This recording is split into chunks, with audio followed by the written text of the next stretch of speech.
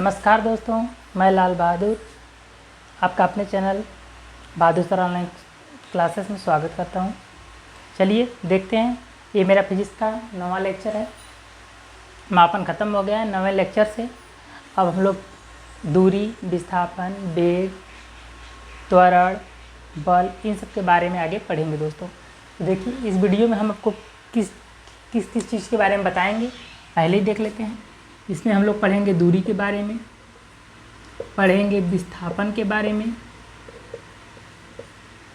पढ़ेंगे चाल के बारे में, पढ़ेंगे वेग के बारे में, पढ़ेंगे औसत, चाल और वेग के बारे में। इतनी चीज़ों को इस टॉपिक में हम क्लियर करेंगे और इससे जुड़े हुए कुछ सवाल भी हम लोग करेंगे दोस्तों। तो चलिए, समय बर्बाद न करते हुए पहला टॉपिक जो है दूरी से स्टार्ट करते हैं कि दूरी क्या चीज़ होता है।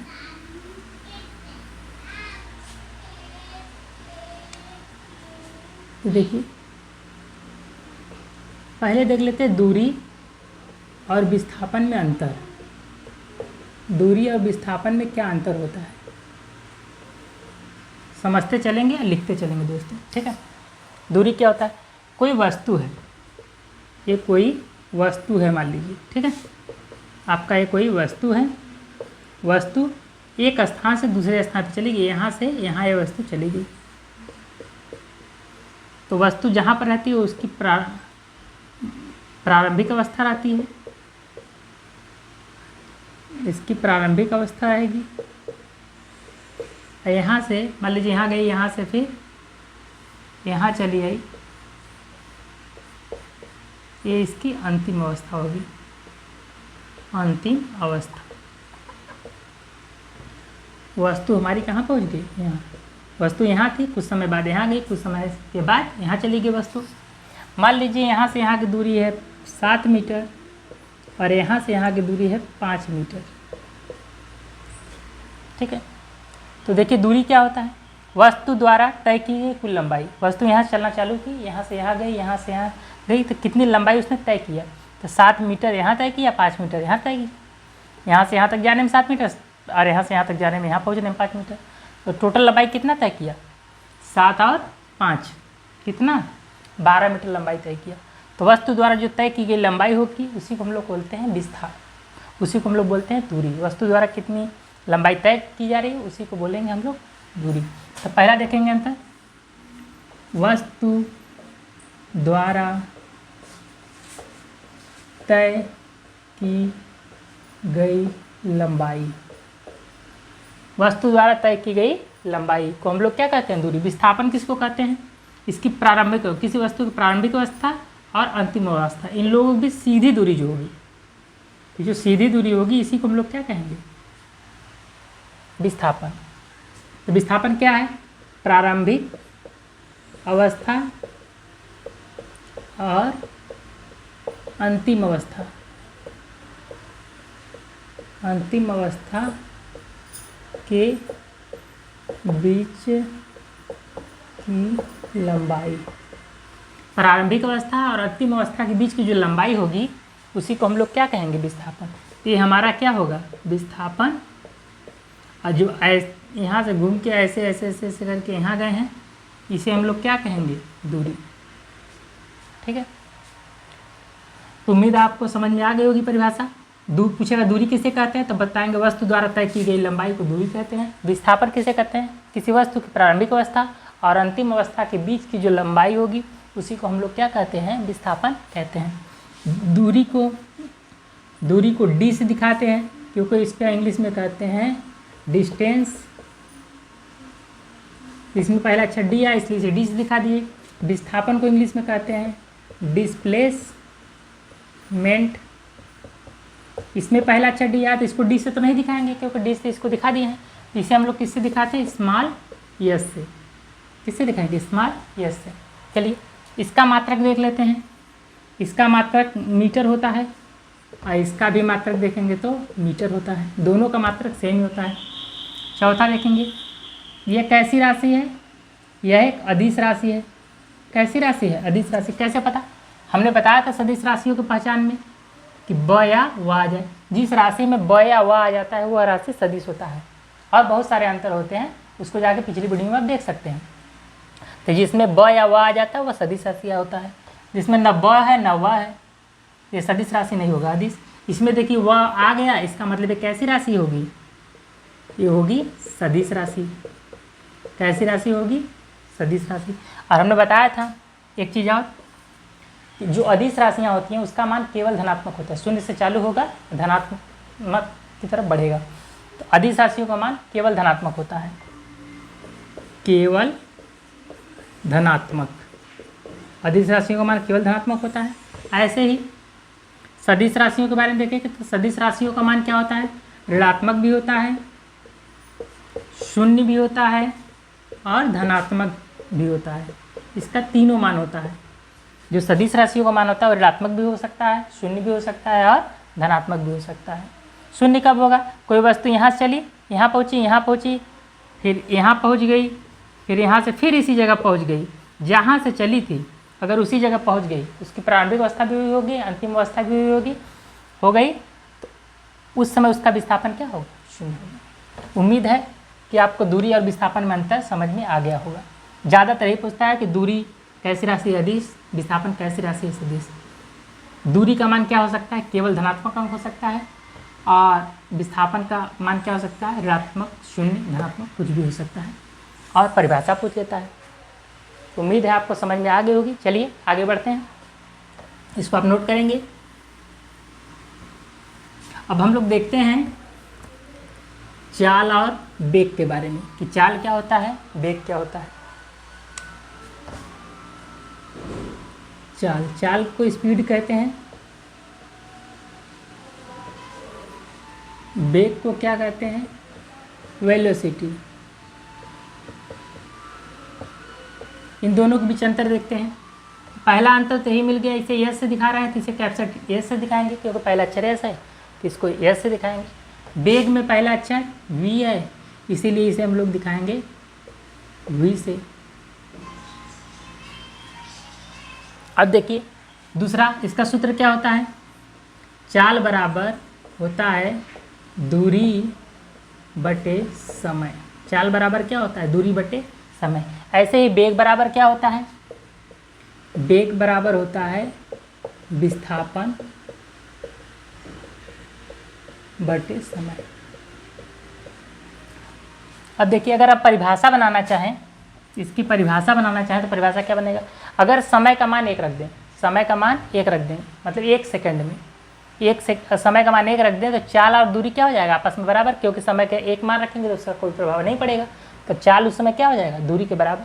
ऐसे ही अगर हम यहाँ नीचे समय लिखा है, इसका भी मान 1 रखें तो वेग किसके बराबर हो जाएगा, विस्थापन के। इसका परिभाषा क्या बन जाएगा, इसका मान अगर 1 रखेंगे, लिखेंगे 1 सेकंड में चली गई दूरी को हम लोग क्या कहते हैं, चाल। परिभाषा अगर लिखना चाहें तो 1 सेकंड में चली गई दूरी, 1 सेकंड में चली गई दूरी को हम लोग चाल कहते हैं। ऐसे ही वेग किसे कहेंगे, 1 सेकंड में हुए विस्थापन को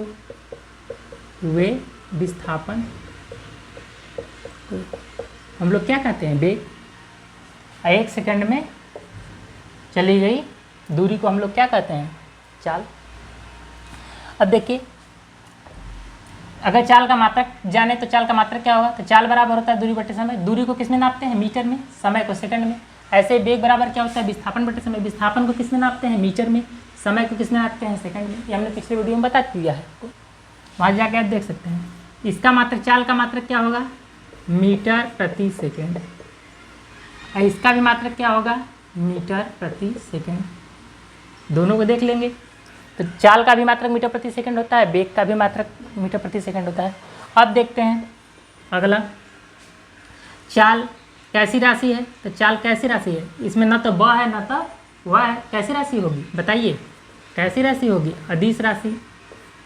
और इसमें तो व आ गया, कैसी राशि होगी, सदिश राशि। कैसी राशि होगी, सदिश राशि। अब देखिए हमने पहले ही बताया था कि अगर कोई भी राशि अदिश है तो उसका मान केवल धनात्मक ही होगा। हाँ, ये क्या होगा, केवल धनात्मक। और इसका मान क्या होगा? अगर कोई भी राशि सदिश राशि है तो उसके 3 मान होते हैं, या तो ऋणात्मक, शून्य या तो धनात्मक। तो ऋणात्मक, शून्य, धनात्मक।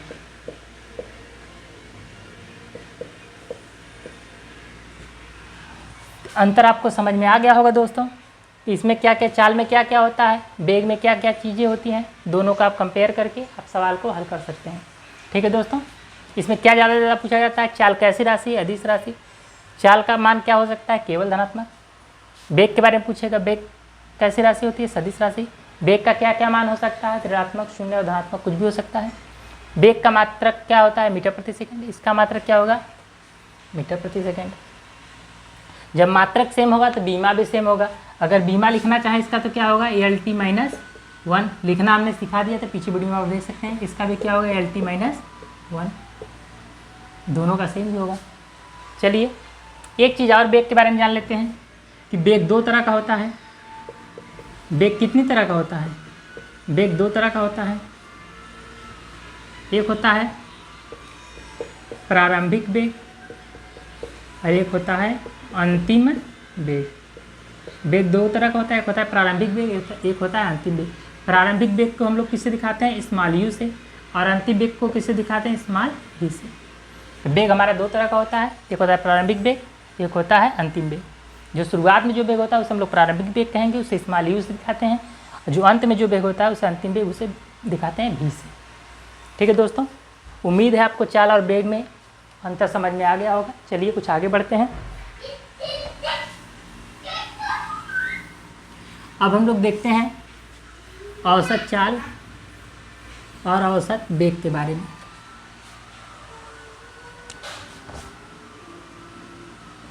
औसत चाल बराबर सूत्र क्या होता है, औसत चाल बराबर, जिसमें भी औसत लग जाता है उसमें उसी सूत्र में कुल लग जाता है। जैसे हमने बताया था चाल बराबर क्या होता है, दूरी बटे समय। अब यहाँ औसत जोड़ दिए, औसत अगर हम यहाँ जोड़ दिए, यहाँ हमें क्या जोड़ना पड़ेगा, इस साइड कुल, कुल। ठीक है, तो यहाँ बन जाएगा औसत चाल बराबर कुल दूरी बटे कुल समय। ये औसत चाल के लिए सूत्र हो गया। अगर हम लोग औसत वेग इसी तरह करें, औसत वेग, औसत वेग बराबर, तो वैसे ही कुल विस्थापन, उसका सूत्र जो आपका वेग का होगा उसी में कुल जोड़ दीजिए, कुल विस्थापन बटे कुल समय। ये औसत वेग का सूत्र हो गया। तो इन दोनों सूत्रों पे सवाल दे देता है, कभी कभी 2-3 तो दूरी दे देगा, 2-3 तो समय दे देगा, पूछेगा औसत चाल क्या होगा, तो सब दूरी को जोड़ के ऊपर लिख लो और सब समय को जोड़ के नीचे लिख लो, भाग दे दो। औसत चाल की परिभाषा क्या होगी, औसत चाल बराबर क्या होता है, कुल दूरी और कुल समय। कुल दूरी और कुल समय, इन दोनों के इस लाइन को क्या कहते हैं, अनुपात। कुल दूरी और कुल समय के अनुपात को क्या कहते हैं, औसत चाल। ऐसे ही औसत वेग क्या होगा, कुल विस्थापन और, देखो इस चिन्ह को क्या पढ़ेंगे, अनुपात। कुल विस्थापन और कुल समय के अनुपात को, कुल विस्थापन और कुल समय, इन दोनों का जो अनुपात होगा उसी को हम लोग क्या कहेंगे, औसत वेग। ठीक है दोस्तों, चलिए कुछ सवाल के माध्यम से हम लोग समझते हैं। सूत्र हम लोग बहुत पढ़ लिए, कुछ सवाल भी पढ़ लेते हैं। क्वेश्चन 1, किसी वस्तु द्वारा तय की गई लंबाई 10 मीटर है तथा तय करने में लगा समय 2 सेकंड है, तो चाल की गणना कीजिए। चाल की गणना करो, तो चाल की क्या करो, गणना करो। विज्ञान का जब भी हम सवाल लगाएंगे, इस चैप्टर का या किसी भी चैप्टर का, विज्ञान का जब भी हम सवाल लगाएंगे, सबसे पहले सॉल्यूशन में देखेंगे, सबसे पहले क्या लिखेंगे, दिया है, जो सवाल में दिया है सबसे पहले उसे आप लिख लीजिए। ठीक है, जब तक ऐसे नहीं लगाएंगे नियम से आप, सवाल का उत्तर नहीं ढूंढ पाएंगे दोस्तों। सबसे पहले जो दिया है लिख लीजिए, क्या दिया है, लंबाई दिया है 10 मीटर, तो लिख लो लंबाई कितना दिया है 10 मीटर। अब लंबाई कहो चाहे इसी को दूरी कहो, बात तो वही है, दूरी या लंबाई कितना दिया है 10 मीटर। समय दिया है 2 सेकंड, समय कितना दिया है 2 सेकंड। अब पूछ जो रहा है, जो चीज़ पूछ रहा है उसके सामने क्वेश्चन मार्क लगा के लिखेंगे। क्या पूछ रहा है, चाल, चाल के सामने क्वेश्चन मार्क लगा के लिखेंगे। अब सोचेंगे क्या इन तीनों में कोई सूत्र बनता है क्या, ऐसा कोई सूत्र हमने याद किया है जिसमें तीनों आते हैं और दूरी भी आता हो, समय भी आता हो, चाल भी आता हो। तो हाँ बिल्कुल, कौन सा, चाल बराबर दूरी बटे समय। चाल बराबर क्या होता है, दूरी बटे समय। दूरी कितना दिया है 10 और समय कितना दिया है 2, काट देंगे, 2 एक कम 2 पंजे, कितना आ जाएगा 5 मीटर। इसका मात्रक लगा के लिखेंगे 5 मीटर प्रति सेकंड। चाल का मात्रक होता है मीटर प्रति। यही हमारा क्या हो जाएगा, आंसर हो जाएगा दोस्तों। उम्मीद है आपको बात समझ में आ गई होगी। चलिए अगला सवाल देखते हैं।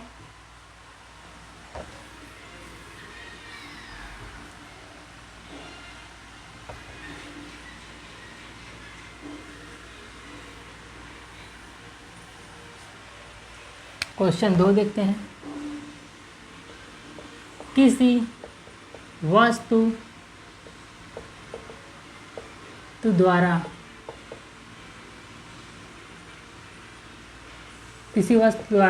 विस्थापन 35 मीटर होता है तथा समय 10 सेकेंड दिया है, तो वेग की गणना कीजिए। तो वेग की गणना कीजिए। अब देखिए सलूशन में सबसे पहले दिया है, क्या दिया है सबसे पहले उसको लिखेंगे। क्या दिया है, तो आपको विस्थापन दिया है कितना 35 मीटर, तो लिख लो विस्थापन 35 मीटर। और क्या दिया है, समय दिया है 10 सेकंड, तो लिख लो समय कितना 10 सेकंड। अब क्या पूछ रहा है, जो पूछ रहा है उसके सामने क्वेश्चन मार्क लगाओ। क्या पूछ रहा है, वेग की गणना करिए। वेग पूछ रहा है, वेग के सामने क्वेश्चन मार्क। क्या ऐसा कोई सूत्र पढ़े हैं क्या जिसमें ये सब तीनों आते हैं? हाँ पढ़ा है, कौन सा, वेग बराबर विस्थापन बटे समय। विस्थापन कितना दिया है 35, समय कितना दिया है 10, इसका इसमें भाग लगा देंगे, 1 दशमलव लग जाएगा, 1 अंक मीटर प्रति सेकेंड। तो उम्मीद है कि आप ये छोटे मोटे सवाल अपने से ही हल कर लेंगे। आप पहले हल भी कर ले रहे होंगे, ऐसी बात नहीं है, लेकिन बताने का उद्देश्य था कि सभी बातें बता दी जाएं, छूटे कुछ भी ना। चलिए